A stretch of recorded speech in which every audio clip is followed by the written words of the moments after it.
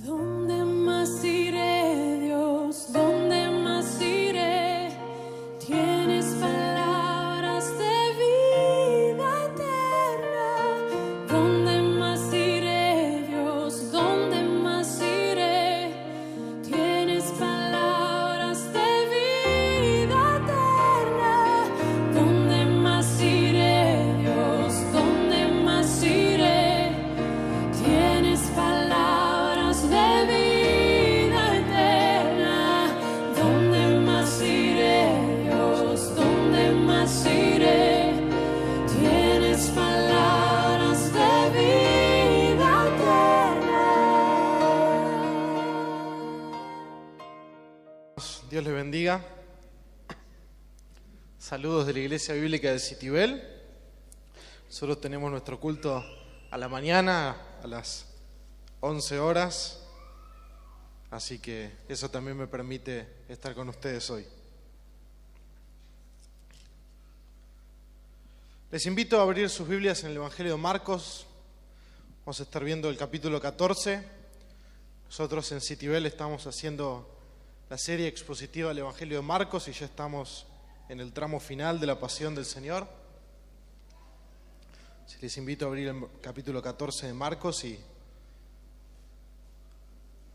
vamos a orar nuevamente al Señor.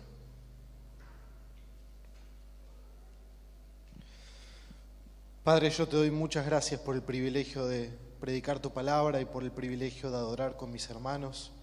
Señor, gracias por esta tarde y todas las bendiciones que nos has dado, Señor, poder cantar estas preciosas alabanzas que reflejan el Evangelio, Señor. Y queremos orar para que una vez más nos bendigas, una vez más tu Espíritu, Señor, hable a nuestros corazones y use este vaso frágil para glorificarte, Señor.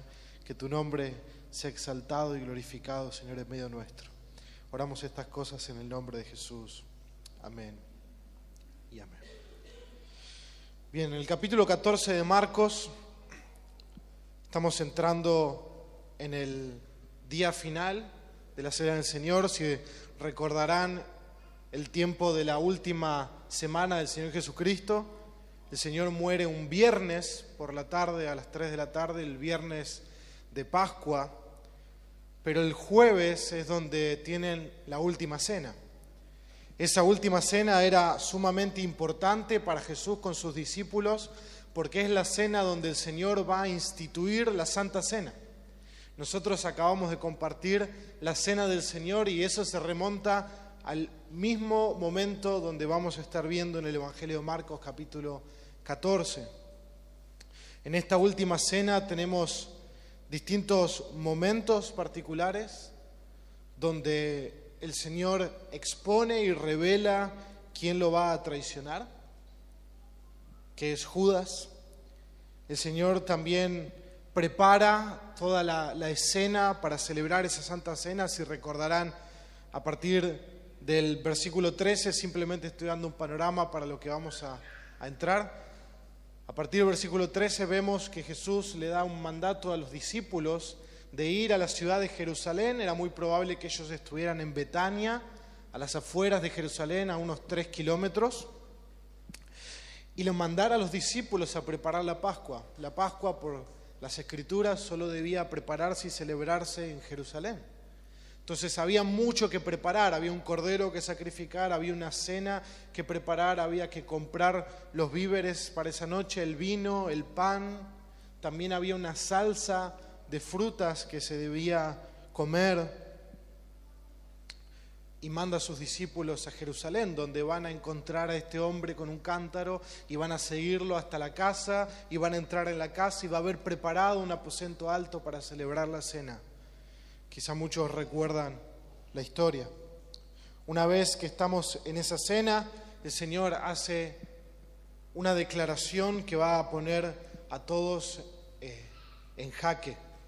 Y Él dice en el versículo 18, en verdad os digo que uno de vosotros me entregará, el que come conmigo.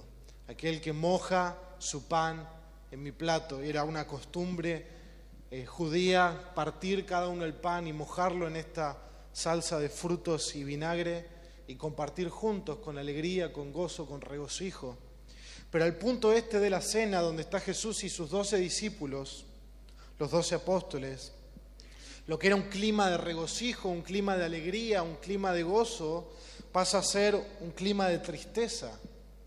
Porque los discípulos empiezan a preguntarse unos a otros si acaso serán ellos los que van a negar al Señor, los que van a entregar al Señor.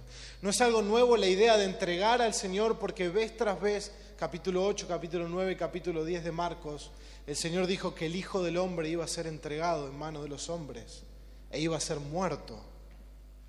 Y en el Evangelio de Mateo también vemos que Jesús anuncia que también iba a resucitar. Así que no es una sorpresa la idea de que uno iba a entregar al Hijo del Hombre, pero sí es triste que es uno de sus apóstoles quien lo va a entregar. En ese contexto es que Judas sale de la cena a entregar al Señor Jesucristo y el Señor se queda solo con sus discípulos. Y ahora sí les invito a que puedan leer conmigo a partir del versículo 22. Yo voy a estar leyendo la versión de las Américas y dice así la palabra del Señor. Y mientras comían, y es importante recordar que en este momento, a la luz de Juan capítulo 13, Judas no está con ellos. Judas ha salido, porque nadie indigno puede participar de la cena del Señor. Judas ha ido a entregar al Señor Jesucristo. Pero en el versículo 22 vemos, y mientras comían tomó pan y habiéndolo bendecido lo partió, se lo dio a ellos y dijo, tomad, esto es mi cuerpo. Y tomando una copa, normalmente en la cena judía de la Pascua, en la cual estamos en este momento, había 4 copas que se repartían en momentos especiales de la cena. Era toda una celebración donde se recordaba la liberación del pueblo de Dios de Egipto por causa de la muerte del cordero sacrificial el día de la Pascua. Era una cena solemne, donde en un momento de la cena el hijo debía preguntar al patriarca de la familia, ¿por qué celebramos este día? Y el patriarca debía recordar toda la historia del Éxodo y cómo fueron libertados por medio del sacrificio y del poder de Dios. Y tomando esa copa, después de haber dado gracias, se la dio a ellos y todos bebieron de ella, todos participaron. Y les dijo, esto es mi sangre del nuevo pacto, que es derramada por muchos. En verdad os digo, ya no beberé más del fruto de la vid hasta aquel día cuando lo beba nuevo en el reino de Dios. Y si alguna vez han estado en un museo importante, cuando nosotros vemos esas galerías llenas de cuadros, vemos que la gente no va por esas galerías corriendo como si fuera a perder un subte o un micro, sino que es importante mirar cada cuadro. Y hay cuadros, por ser más famosos, por sus autores ser más reconocidos, donde uno podría ver un montón de gente agrupada mirando cada detalle de ese cuadro, mirando por qué el autor, el pintor hizo esta perspectiva, usó estos colores, usó aquella técnica. Uno no pasa corriendo por ese lugar, uno se detiene y observa y mira y contempla cada parte desde cada ángulo distinto. Y lo que quiero que hagamos en esta noche es que hagamos eso con el versículo 24. Que podamos mirar con detenimiento las palabras del Señor Jesucristo en el versículo 24, porque son realmente vitales para nuestro entendimiento del Evangelio. Son vitales para el entendimiento de nuestra fe. Esto es mi sangre del nuevo pacto que es derramada por muchos. Y cuando hacemos esto, es como si nosotros miráramos por una endija. ¿Se imaginan si tuviéramos una pared y en esa pared hubiera como una endija fina y uno pudiera mirar por esa endija y del otro lado pudiéramos ver los Alpes o los Andes, cadenas montañosas gigantescas, cubiertas de nieve, bellísimas? ¿qué pudiera uno ver por una endija? Uno quisiera poder ver completamente, uno quisiera que esa pared se derribara y contemplar la maravilla de lo que está enfrente. Pero ¿saben qué, hermanos? Nuestra limitación humana no nos deja ver todo lo que hay ahí. Entonces, lo que quiero que podamos hacer en esta noche es mirar por una endija lo que tenemos en este versículo, porque es tan maravilloso, es tan grande, es tan inmenso lo que hay en este pasaje, que no podremos agotarlo ni en esta noche, y no creo que en muchas noches si lo miráramos. Y vamos a mirar 3 partes en este texto, 3 maneras en las que Jesucristo es glorioso para nosotros. 3 maneras en las que a la luz de este texto podemos ver la gloria de Cristo, su majestad, su excelencia, su superioridad. Y vamos a dividir en 3 partes este pasaje. Primero, esto es mi sangre, y vamos a ver a Jesús como el sacrificio. Segundo, vamos a enfocarnos en las palabras del nuevo pacto y vamos a ver a Jesús como el mediador. Y por último, vamos a mirar las palabras que es derramada por muchos y vamos a ver a Jesucristo como el Salvador. Si miran conmigo, la primera palabra clave que encontramos en este versículo es: esto es mi sangre. La sangre juega un papel fundamental en la historia de la redención. Es Dios, cuando vemos las Escrituras, comenzando del libro de Génesis, quien derrama la primera sangre sacrificial. Cuando vemos a Adán y Eva pecar en el huerto del Edén, y ellos se cubren con hojas de higueras y se esconden de la presencia del Señor, es el Señor el que hará para ellos una vestimenta con pieles de animales. Y para tener esa piel de animales debía sacrificarse estos animales. Vemos al Señor primeramente sacrificando un inocente para cubrir un culpable. Vemos ya ahí en lo más lejano en nuestras Biblias, en el inicio de nuestras Biblias de Génesis, vemos a Dios sacrificando un inocente para cubrir la vergüenza, para cubrir el pecado. Vemos allí que la sangre de un inocente, y esto es algo importante que mantengamos en nuestras mentes, la sangre derramada de un inocente es interpuesta entre Dios santo y justo y el hombre pecador. La sangre derramada de un inocente es interpuesta entre Dios y el pecador. Esto es algo que vamos a ver luego en el libro de Éxodo, en el capítulo 12, verso 13, acerca de esta última plaga de los primogénitos, de la muerte de los primogénitos, que culminaría por fin en la liberación del pueblo de Dios de Israel ante la dureza del corazón de Faraón. Y dice así este versículo: y la sangre os será por señal en la casa donde estéis, y cuando yo vea la sangre, pasaré sobre vosotros. La palabra Pascua significa pasar por alto. Y eso es lo que sucedió en ese momento en específico, cuando la sangre inocente del Cordero era pintada en los dinteles y los marcos de las puertas. Era la sangre que miraría el ángel de la muerte del Señor y pasaría por sobre esa casa, y ninguna plaga vendría sobre vosotros para destruiros. Lo mismo lo vemos en el día de la expiación en Levítico 16, donde hay 2 machos cabríos, 2 corderos que son entregados para el sacrificio. Uno es llevado al tabernáculo, es sacrificado y su sangre es rociada en el propiciatorio para cubrir el pecado de la nación.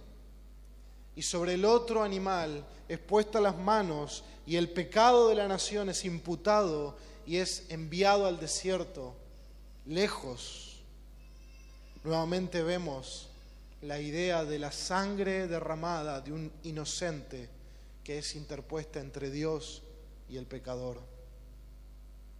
Levítico 16:17 dice lo siguiente: cuando Aarón entre a hacer expiación en el lugar santo, nadie estará en la tienda de reunión hasta que él salga, para que haga expiación por sí mismo, por su casa y por toda la asamblea de Israel. Vez tras vez tras vez, un pueblo pecador con un Dios santo debía cubrir su pecado de la mirada de Dios. Dios había libertado a su pueblo de la esclavitud de Egipto, había llevado al monte Sinaí, le había dado las leyes, y en ese lugar es donde nosotros vemos cómo puede ser que un pueblo pecador pueda tener comunión con un Dios santo, y va a pasar los primeros 11 capítulos del libro de Levítico hablando del sacrificio, de los sacerdotes, porque el pecado es algo serio delante de los ojos de Dios. Entonces, este pueblo pecador no puede tener comunión con un Dios santo así como así. Y Dios va a demostrarles a través del sacrificio de animales, a través de la sangre inocente que debía ser derramada y cubrir el pecado de la nación, que ellos no podían presentarse delante de Dios sin hacer eso. Al hacer referencia al vino rojo de la cena del Señor, nosotros vemos ahí la referencia de su sangre. El Señor levanta la copa y dice: esto es mi sangre.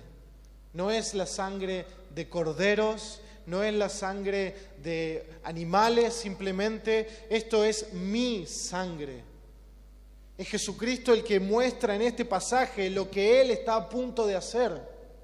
El nuevo pacto está hecho en la sangre del Hijo de Dios, en la sangre de Jesucristo. Su muerte es inminente. A esta altura, sentados en ese aposento, Él con sus 11 apóstoles, en las próximas horas estarán en Getsemaní. Él estará sudando gotas de sangre y llegará Judas con una cohorte romana de 600 soldados romanos con armas, más los alguaciles del templo, más los servidores del sumo sacerdote, a buscar a Jesús. La muerte es inminente, es determinada, es voluntaria, es consciente. Es Jesús el que se ofrece a sí mismo como un cordero. Es como Juan cuando dijo al principio del Evangelio de Juan, Juan capítulo 1, verso 29, «He aquí el Cordero de Dios». Y eso nos remonta al momento de la Pascua, donde está el Cordero que es sacrificado. Nos remonta al momento de Abraham e Isaac en el monte, donde Abraham está por matar a su hijo y un ángel lo detiene porque Dios ha provisto un Cordero, un sustituto. Dios ha provisto un sustituto, una sangre inocente que se iba a interponer entre Dios y el pecador. Y en este momento, cuando miramos este pasaje, cuando entramos a esta sección, alguien dijo, entramos al lugar santísimo de los evangelios. Porque no es un cordero el que va a derramar su sangre. El sacrificio es el Hijo de Dios. La sangre del unigénito del Padre, la sangre del Hijo de Dios que va a ser derramada en esa cruz. La cruz se convierte en el altar del monte y donde Dios detuvo la mano de Abraham para matar a su hijo, a quien amaba, Dios no detuvo su mano de matar a su hijo, a quien amaba, a su unigénito, a su único hijo. En este momento el tiempo se acerca de que Jesús muera en la cruz. Y Él tiene que tener esta cena con sus discípulos. En esta cena de Pascua se acabaría la Pascua y daría lugar al recordatorio de la cena del Señor. Se acabaría en esta Pascua la celebración de un antiguo pacto que no podía ser perfecto a quien estaba abajo de él, y iniciaría un nuevo pacto. Cuando miramos la sangre que es derramada en la cruz, estamos viendo esa sangre. Jesús dijo, esto es mi sangre. Mi sangre. Nunca vimos eso en las Escrituras. Nunca vimos la sangre de un hombre ser presentada delante del Padre. ¿Por qué? Porque todos son pecadores. Pero por fin, un hombre sin pecado, sin mancha, sin arruga, sin desperfecto, que puede presentar su propia sangre como un sacrificio a otros. Y vamos a ver no solo el sacrificio, en las palabras, esto es mi sangre, que Jesús es el sacrificio, que Jesús es como el cordero que es llevado al matadero, sino que Él anuncia que esta sangre es una sangre especial, porque es la sangre del nuevo pacto. Y es lo que vemos en el punto 2, Jesús como el mediador. Jesús como el sacrificio, pero Jesús como el mediador en las palabras del nuevo pacto. Hechos capítulo 3, 25 dice lo siguiente: vosotros sois los hijos de los profetas y del pacto que Dios hizo con nuestros padres, diciendo a Abraham, en tu simiente serán benditas todas las familias de la tierra. Génesis 15, vemos que Dios había hecho un pacto con Abraham.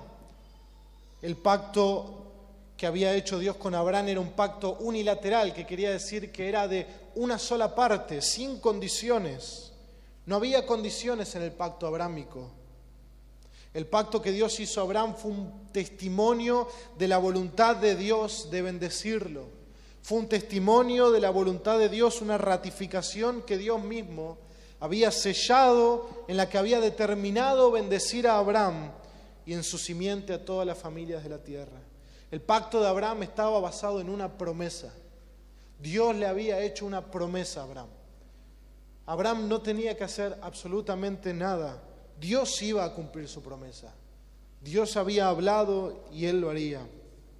Luego vamos a ver en el monte Sinaí que Dios haría un pacto, ahora no solamente con Abraham, sino un pacto a través de Moisés como mediador, dando a Israel la ley para que la obedeciera. Existían en esta ley 613 mandamientos que el pueblo de Israel debía cumplir como su parte del pacto con Dios. Ellos iban a poseer la tierra prometida y estas leyes que se habían dado debían regir su vida y su conducta en esta nueva tierra. Por obedecer estos mandamientos, Israel recibiría grandes bendiciones y recompensas, y por desobedecerlos ellos recibirían terribles consecuencias. Lo pueden ver en sus casas en Deuteronomio 28 y 29. Y este pacto que Dios hace con el pueblo de Israel a través de Moisés se encuentra en Éxodo 24 y dice lo siguiente: y Moisés vino, versículo 3, y contó al pueblo todas las palabras del Señor y todas las ordenanzas. Y todo el pueblo respondió a una voz y dijo: haremos todas las palabras que el Señor ha dicho. Y Moisés escribió todas las palabras del Señor. Levantándose muy de mañana, edificó un altar al pie del monte con 12 columnas por las 12 tribus de Israel. Y envió jóvenes de los hijos de Israel que ofrecieron holocaustos y sacrificaron novillos como ofrendas de paz al Señor. Moisés tomó la mitad de la sangre y la puso en vasijas, y la otra mitad de la sangre la roció sobre el altar. Luego tomó el libro del pacto y lo leyó a oídos de todo el pueblo. ¿Recuerdan las palabras que Dios había dicho? Las escribió en un libro, las leyó a todo el pueblo, y ellos dijeron: todo lo que el Señor ha dicho haremos y obedeceremos. Imagínense, son millones de personas que están ahí. Entonces Moisés, versículo 8, tomó la sangre y roció sobre el pueblo y le dijo: he aquí la sangre del pacto que el Señor ha hecho con vosotros. según todas estas palabras. El pacto mosaico, el pacto que Dios había hecho con el pueblo de Israel, había sido sellado por sangre. Esta es la sangre del pacto que el Señor ha hecho con vosotros. Y ahí podemos ver las preciosas palabras de Jesús. Esta es mi sangre del nuevo pacto. Es su sangre del nuevo pacto. ¿No sería ahora la sangre de estos novillos que serían ofrecidos al Señor, sino la sangre de Jesucristo? La sangre del Hijo de Dios era la sangre que iba a sellar el nuevo pacto. Las palabras que el Señor está diciendo eran familiares para el oído de un judío. Esta es la sangre del pacto, porque es la sangre del pacto que Dios había hecho con Moisés y el pueblo de Israel. Y ahora Jesús, en la cena del Señor, toma una copa, beben todos de ella, participan de ella, y Él dice: esto es mi sangre del nuevo pacto. El pacto que Dios había hecho con su pueblo por medio de Moisés era un pacto imperfecto. No por parte de Dios, sino por la causa de nuestro pecado, por la causa del pecado. Israel nunca podría cumplir perfectamente las palabras de la ley de Dios.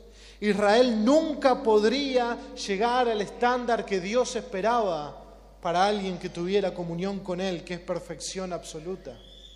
Y aun cuando hicieron sacrificios para expiar su pecado, ese sacrificio solo podía hacerlos limpios ceremonialmente. Solo podía limpiarlos de una manera ceremonial para acercarse al tabernáculo, ofrecer sacrificios. Pero no podía limpiar sus conciencias y traer paz a sus corazones.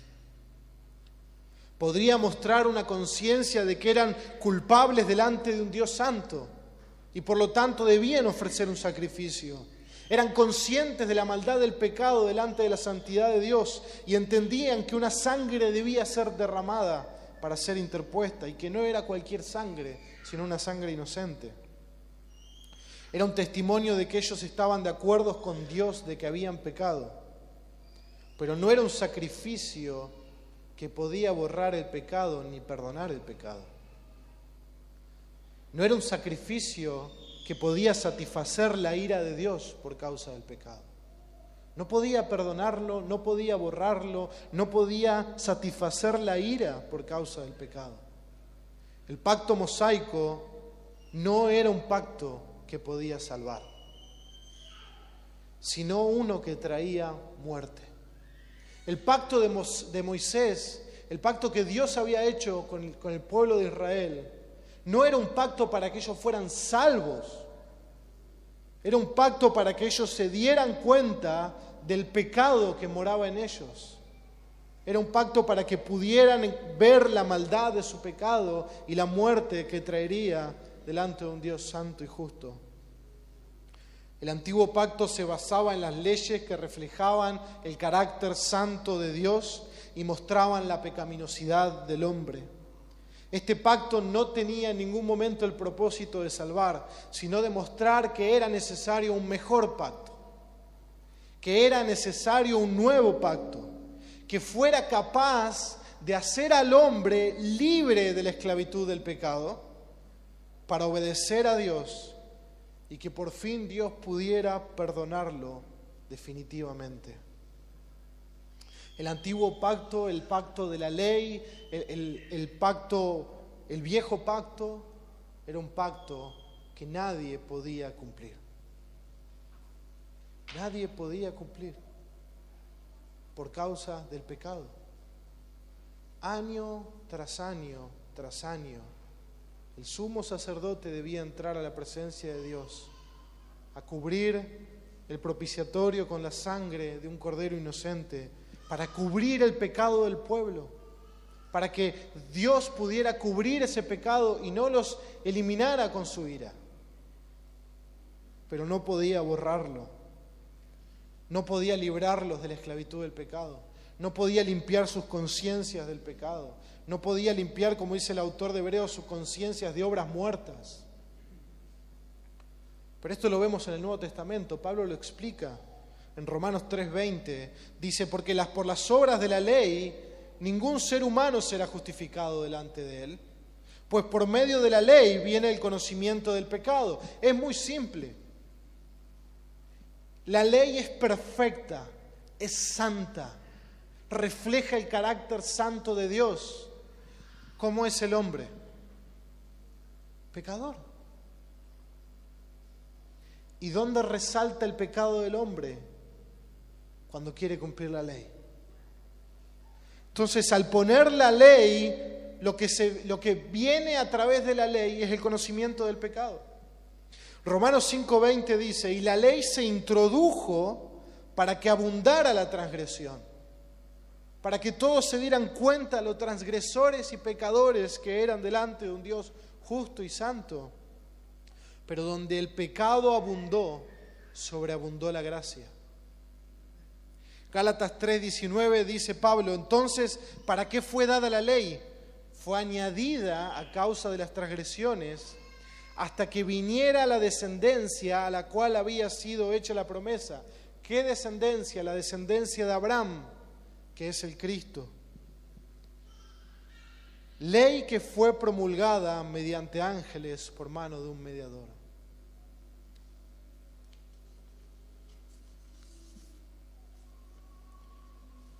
En el contexto de la apostasía de Israel, del abandono de Israel al Señor, en el tiempo en que el juicio de Dios por la idolatría de Israel llegaría a su máxima expresión, cuando Babilonia conquistaría Jerusalén, destruiría el templo, Dios cumpliendo las promesas que había hecho con su pacto. ¿Recuerdan? El pueblo se le fue leída la ley y el pueblo dijo, ¿haremos todo lo que el Señor ha dicho? ¿Y qué fue lo que pasó? Hicieron todo lo contrario a lo que el Señor había dicho. El reino de Israel fue dividido por el hijo de Salomón, Roboam, en el reino del norte y del sur. El reino del norte sucumbiría en el 722 a.C. bajo el imperio de Asiria, y el reino del sur sucumbiría en 586 a.C. bajo el imperio babilónico. Y en ese momento el profeta Jeremías, en medio del peor momento de Israel, donde pareciera que Dios completamente había abandonado a Israel y le había dado la retribución por causa de su pecado, en el momento donde el juicio de Dios caería sobre todo el pueblo de Israel, en el momento más oscuro, Dios pondría palabras en la boca de Jeremías de que traería un nuevo pacto con su pueblo, un mejor pacto. El autor de Hebreos nos dice en el capítulo 8, verso 6 en adelante, pero ahora Él ha obtenido un ministerio tanto mejor, por cuanto es también el mediador de un mejor pacto, hablando del Señor Jesucristo, establecido sobre mejores promesas. Pues si aquel primer pacto hubiera sido sin defecto, no se hubiera buscado lugar para el segundo. Nunca fue la intención ni el plan de Dios tener solamente un pacto con Moisés, sino que ese primer pacto preparaba al pueblo de Dios para el pacto definitivo, para el nuevo pacto. Porque reprochándolos Él dice, mirad que vienen días, dice el Señor, en que estableceré un nuevo pacto con la casa de Israel y con la casa de Judá, no como el pacto que hice con sus padres, el pacto mosaico, el día que los tomé de la mano para sacarlos de la tierra de Egipto, porque no permanecieron en mi pacto. ¿Por qué? Por el pecado. Y yo me desentendí de ellos, dice el Señor, porque este es el pacto que yo haré con la casa de Israel después de aquellos días, dice el Señor. Pondré mis leyes en la mente de ellos y las escribiré sobre sus corazones, y yo seré su Dios y ellos serán mi pueblo. Y ninguno de ellos enseñará a su conciudadano ni ninguno a su hermano diciendo, conoce al Señor, porque todos me conocerán, desde el mayor hasta el menor, hasta el mayor de ellos, pues tendré misericordia de sus iniquidades y nunca más me acordaré de sus pecados. Versículo 13, cuando Él dijo un nuevo pacto, hizo anticuado el primero, y lo que se hace anticuado y envejece está próximo a desaparecer. Era necesario un nuevo pacto. Era necesario un pacto que trate con el problema del hombre definitivamente, que es su corazón. Un corazón pecaminoso, un corazón pecador, perverso, de piedra, alejado de Dios, endurecido. Por eso las promesas del nuevo pacto van directamente a la raíz del problema. Terminemos con la obediencia externa que el Señor aborrece. Y el Señor dice, les daré un corazón nuevo. Un nuevo corazón. Pondré mis leyes en sus mentes. Seré su Dios y ellos serán mi pueblo. Tendré misericordia de sus iniquidades. Nunca más me acordaré de sus pecados. ¿Cómo es posible eso? Si año tras año el pueblo de Israel tenía que recordarse a sí mismo y recordar ante Dios que eran pecadores y presentar un sacrificio que cubriera su pecado. El nuevo pacto, hermanos, en el que si somos cristianos estamos dentro, tiene las bendiciones de un corazón nuevo, de la residencia del Espíritu de Dios en nosotros y del perdón definitivo de nuestros pecados. Ya no es necesario presentar un sacrificio delante de Dios, vez tras vez tras vez, para cubrir el pecado. El nuevo pacto nos otorga el perdón absoluto y definitivo de todos nuestros pecados. Y es algo también maravilloso ver que, así como el pacto abrámico fue un pacto unilateral, donde Dios había prometido bendecirle, donde en el momento que ese pacto se sella con el sacrificio y la sangre de animales, dice la palabra que Abraham dormía y el Señor pasó en medio de los sacrificios. Era unilateral, era incondicional. Después pasamos al pacto mosaico, donde era condicional a la obediencia de Israel, a la obediencia a la ley, y vimos cómo terminaron. Pero todo eso hacía clamar la idea de un nuevo pacto mejor y definitivo, y es al cual nos acercamos. Y es un pacto no bajo condiciones, sino un pacto incondicional, un pacto unilateral. Porque si se fijan en los verbos de Hebreos 8, dice así: estableceré un pacto, pondré mis leyes, las escribiré en sus corazones, yo seré su Dios, tendré misericordia, nunca más me acordaré de sus pecados. Es Dios el que de manera incondicional está diciendo en el nuevo pacto que Él es el que hará en ese nuevo pacto. Y así como vimos en Éxodo 24, la sangre que ratificaba el nuevo pacto, la sangre que sellaba el nuevo pacto, así como selló el pacto de Abraham, así como selló el pacto mosaico. ¿Cuál es la sangre que ratifica el nuevo pacto? Es la sangre del Hijo de Dios, que ratifica el nuevo pacto que Dios hace con su pueblo para una salvación eterna.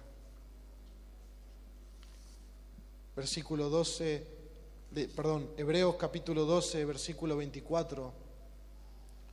Y a Jesús, el mediador del nuevo pacto, y a la sangre rociada que habla mejor que la sangre de Abel. ¿Recuerdan Génesis? Cuando Caín mata a su hermano y Dios enfrenta a Caín. Y Dios le dice que la sangre de su hermano clama de la tierra. ¿Qué clama la sangre de Abel?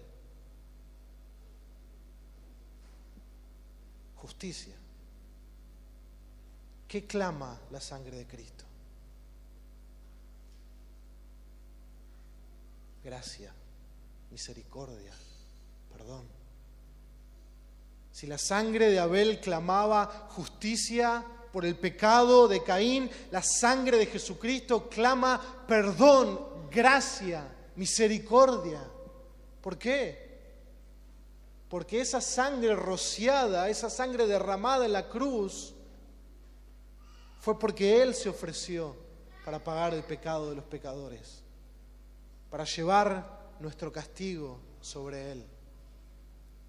Por lo tanto, Jesús tiene todo el derecho de clamar por su sangre: Padre, perdónalos completamente, definitivamente.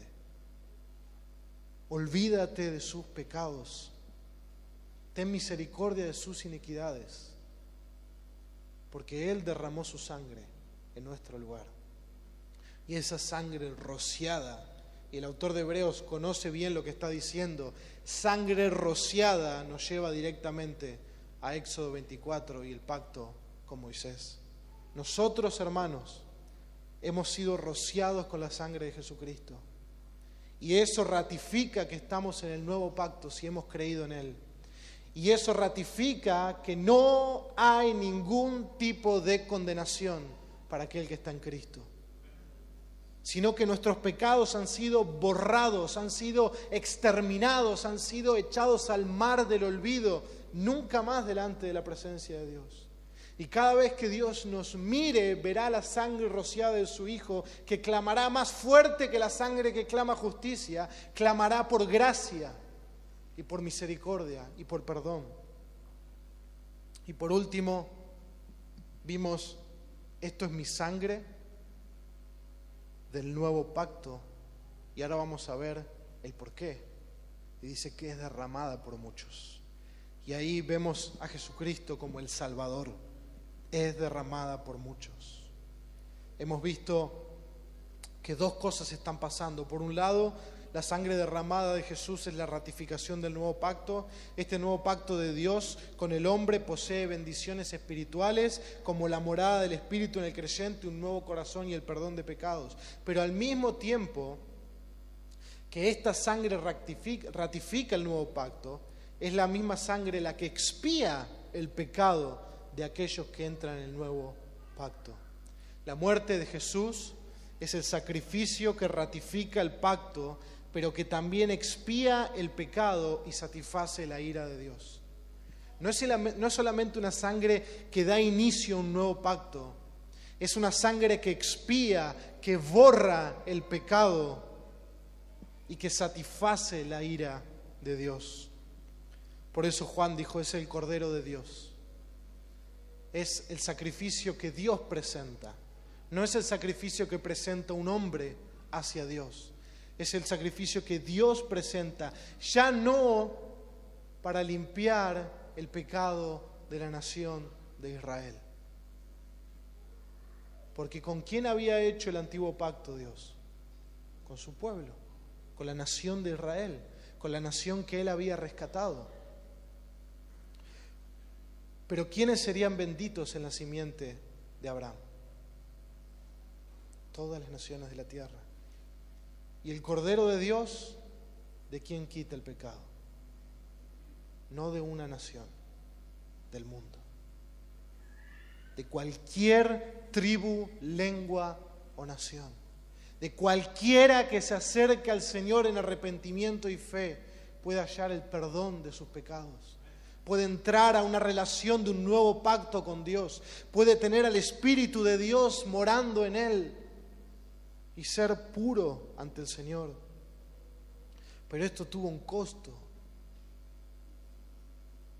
Y dice el profeta Isaías 53:10, pero quiso el Señor quebrantarle, sometiéndole a padecimiento. Cuando Él se entregue a sí mismo como ofrenda de expiación, verá a su descendencia y prolongará sus días, y la voluntad del Señor en su mano prosperará. Debido a la angustia de su alma, Él lo verá y quedará satisfecho. Por su conocimiento el justo, mi siervo, justificará a muchos y cargará las iniquidades de ellos. La pregunta es, ¿quién carga iniquidades en el Antiguo Testamento? Los animales que son sacrificados. Y de repente viene el profeta Isaías a hablar de un siervo del Señor y este siervo carga el pecado. ¿Cómo es eso? ¿Cómo es que alguien puede justificar a muchos y cargar las iniquidades de ellos? Versículo 12, por tanto yo le daré parte con los grandes y con los fuertes repartirá despojos, porque derramó su alma hasta la muerte y con los transgresores fue contado, llevando él el pecado de muchos e intercediendo por los transgresores. Ese hombre, ese siervo, capaz de cargar el pecado de muchos y de justificar a muchos y de derramar su alma, es el Cordero de Dios. Era necesario que el Hijo del Hombre padezca. Daniel, el profeta Daniel nos dice, y el Mesías será muerto y no tendrá nada. Estaba anunciado por los profetas que Jesús debía morir para ser derramada su sangre como el Cordero de Dios para limpiar el pecado de muchos, de un pueblo que Él iba a comprar.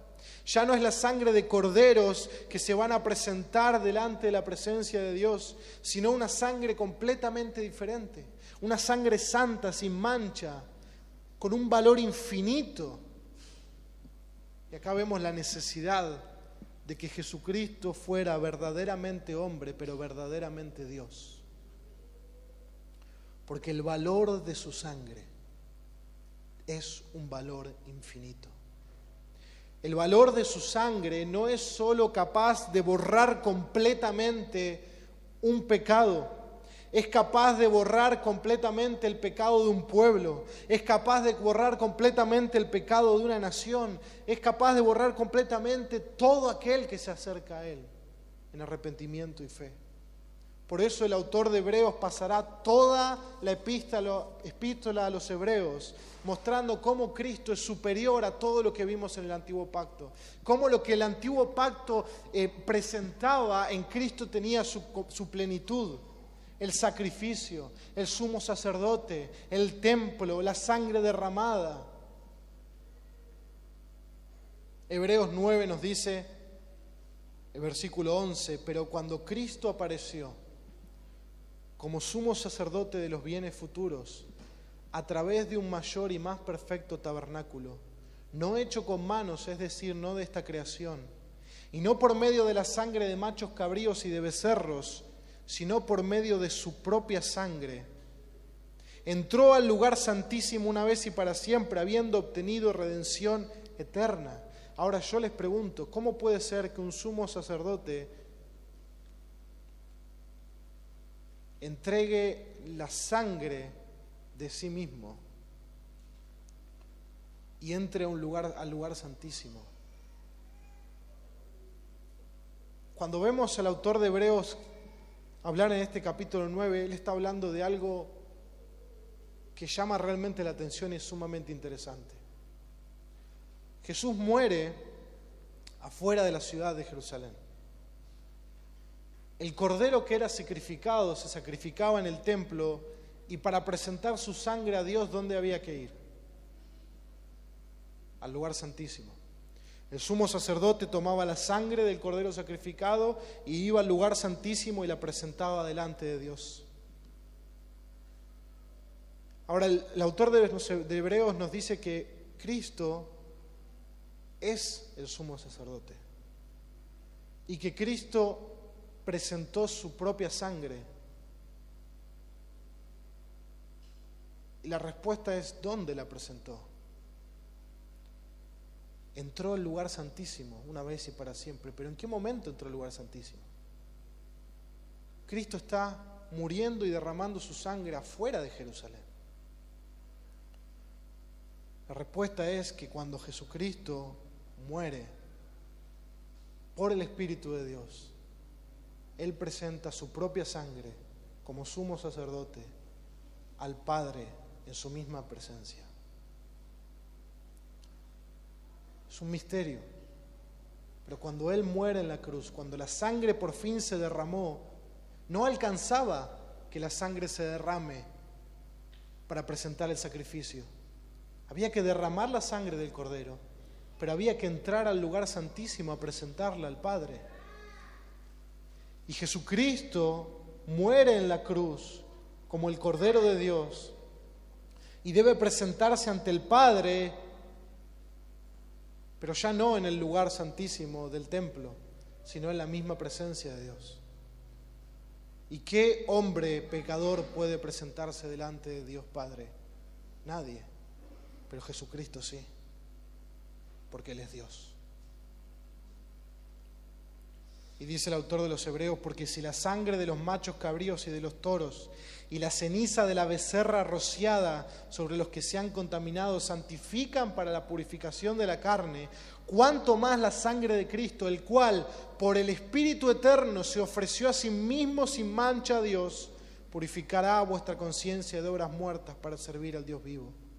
Y por eso Él es mediador de un nuevo pacto, a fin de que, habiendo tenido lugar una muerte para la redención de las transgresiones que se cometieron bajo el primer pacto, los que han sido llamados reciban la promesa de la herencia eterna. Versículo 28 dice: así también Cristo, habiendo sido ofrecido una vez para llevar el pecado de muchos, aparecerá por segunda vez en relación con el pecado, para salvación de los que ansiosamente le esperan.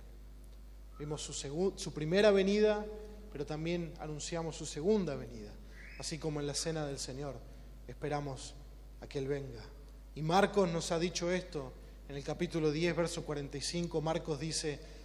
Jesús dice, porque ni aun el Hijo del Hombre vino para ser servido, sino para servir y para dar su vida en rescate por muchos. Esto es mi sangre del nuevo pacto que es derramada por muchos. Ante eso estamos cuando entramos a este pasaje.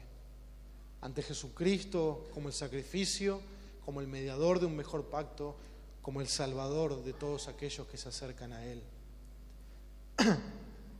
Y la pregunta final es: ¿cómo podemos tener seguridad de su segunda venida si Jesús hubiera seguido en la tumba? ¿Cómo pudiéramos tener seguridad de salvación si Jesús hubiera seguido en la tumba? ¿Cómo podemos confiar en las promesas de Dios si Jesús no hubiera resucitado? ¿Cómo podemos saber que es el Hijo de Dios si no cumplió su palabra al resucitar de entre los muertos? Pero no es lo que pasó. Bendito sea el Señor que Jesucristo resucitó entre los muertos para nunca más morir, venciendo el dominio de la muerte para siempre, viviendo para siempre como sumo sacerdote para interceder por su pueblo, sentado a la diestra de Dios. Y cada momento Él puede recordar al Padre su sangre rociada sobre nosotros. Y Él está sentado a la diestra del Padre, de donde ha de venir a juzgar a los vivos y a los muertos y a establecer su reino con poder. Si estás acá sin Cristo, este es el Evangelio. Dios envió a su Hijo a morir en la cruz por los pecadores, para que todo aquel que se acerque a Él en arrepentimiento de su pecado y en confianza y fe en su sacrificio, pueda entrar al nuevo pacto con Dios, pueda ser perdonado completamente su pecado, pueda el Espíritu de Dios venir a morar en él, pueda ser borrada su iniquidad por la misericordia de Dios. Queridos hermanos, nosotros debemos ver la gloria de Jesús en este pasaje. Ver la gloria de Jesús que hizo posible que nosotros nos acercáramos a Dios. El antiguo pacto no podía salvarnos. Nuestro propio pecado nos aleja de Dios. Pero la sangre de Jesucristo, del nuevo pacto derramada por nosotros, es el camino para acercarnos a Dios. Al que no conoció pecado, le hizo pecado por nosotros.